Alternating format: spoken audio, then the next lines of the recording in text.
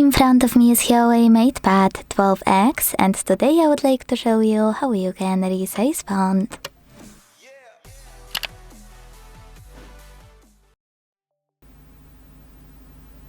First of all, go into Settings and click on Display and Brightness over here.